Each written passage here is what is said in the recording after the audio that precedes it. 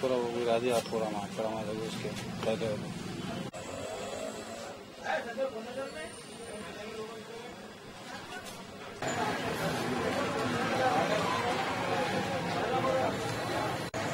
डब्बे यहाँ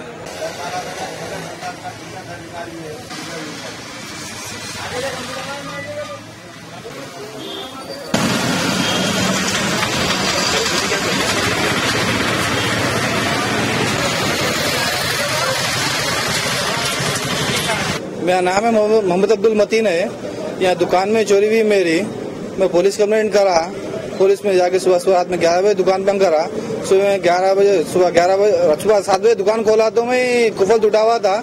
इसमें क्या चलेगा 8 से 10 हजार रुपए और सामान चलेगा मेन दूध के डब्बे चले गए। और मेरा नाम है मोहम्मद अब्दुल मतीन और मैं पुलिस कंप्लेंट कर चुका हूँ। जाके पुलिस वाले आके दरियाफी कर लेके चले गए, लिख लिए कंप्लेंट आके। ये मेन रोड पे दुकान है, तो पुलिस की राउंडिंग होते हुए भी रात में चोरी हुई है।